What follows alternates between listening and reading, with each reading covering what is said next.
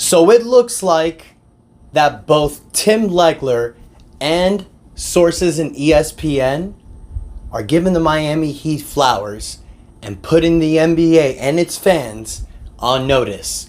What's up, Heat Nation? Ernest here, back yet again with another Miami Heat Talk video. That's right, you getting 2 videos in one day, because anytime Miami Heat's being talked about, we got to talk about it here in our channel. Now, before we move forward, you guys, please take a moment, smash the like button. Don't forget to subscribe. I'm excited because it's great when you're watching ESPN, you're watching media outsources, and they're putting the Miami Heat over.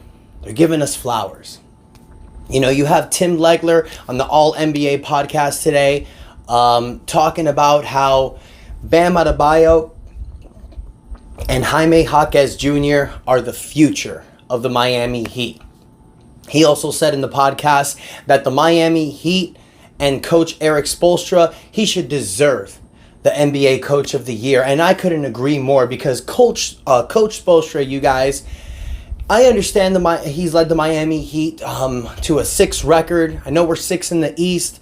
You know, we're 32-25. Our record doesn't show it. But you guys, we haven't been healthy all season long. Last night was our 30th different starting lineup, probably the first or second most in the NBA. And it's not like that we're a bad team. We're constantly competitive. We're one of the most dangerous teams in the NBA. And the fact that we've had so many lineup changes, so many injuries, and Coach Spoelstra has still been able to keep us afloat, not just this season, but for so many prior seasons as well, tells you right there that he's finally needs to be given his due. I feel that Coach Spoelstra needs to be Coach of the Year. It should have happened multiple seasons. He should have gotten in the 2017 season when he took that 11-30 team to 30-11 second half of the season. He didn't make the playoffs, so he wasn't given Coach of the Year. But Doc Rivers did the same thing in 2000 with the Orlando Magic. He didn't make the playoffs, and he was given Coach of the Year. Odd.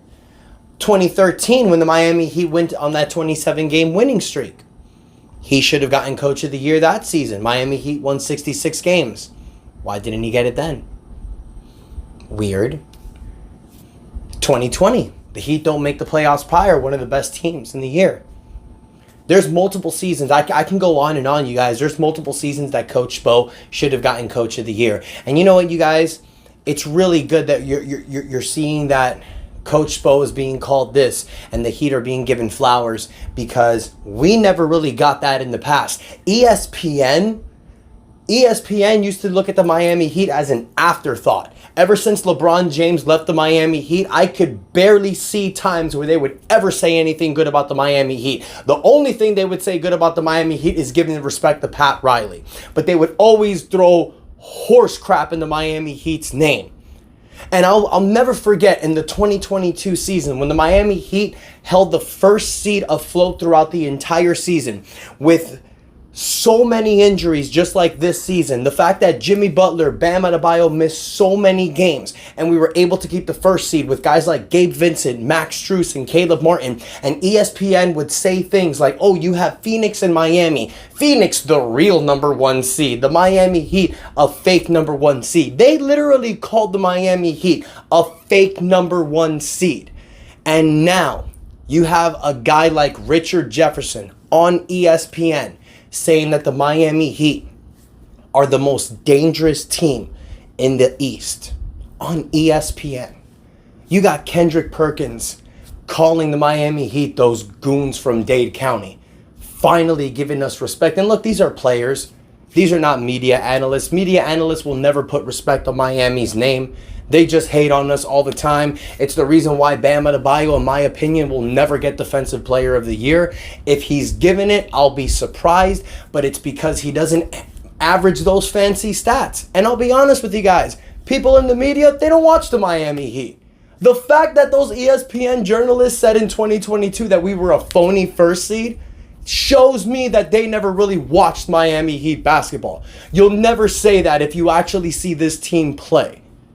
The fact that we're able to carry that first seed was impressive in 2022. And what we're doing this season is impressive as well. And the fact that you have Tim Legler saying that about us, the fact that you have Richard Jefferson and Kendrick Perkins constantly reminding the world about Miami Heat culture, calling Eric Spoelstra the best coach, calling Jimmy Butler the best playoff performer, and Bam Adebayo the one of the best two-way performers, and all them funny comments they making about Jaime Jaquez. You can call him Juan Wick. We love him down here, but we know he gonna do dirty in the playoffs. I'm excited for the second half of the Miami Heat season, you guys. I love what we doing. I rock with this team. I support this team. I need to hear from you guys. Let me know what you think in the comments.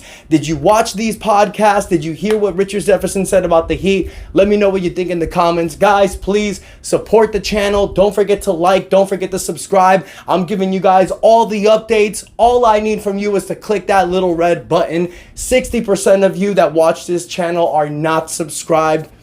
Help your boy out. Help me get to 10,000 subscribers, you guys. The more subscribers I get, the more things I can do for y'all. Thank you so much for the love and support for those that do subscribe. I love y'all. Thank you. Have a great day. Let's go Heat.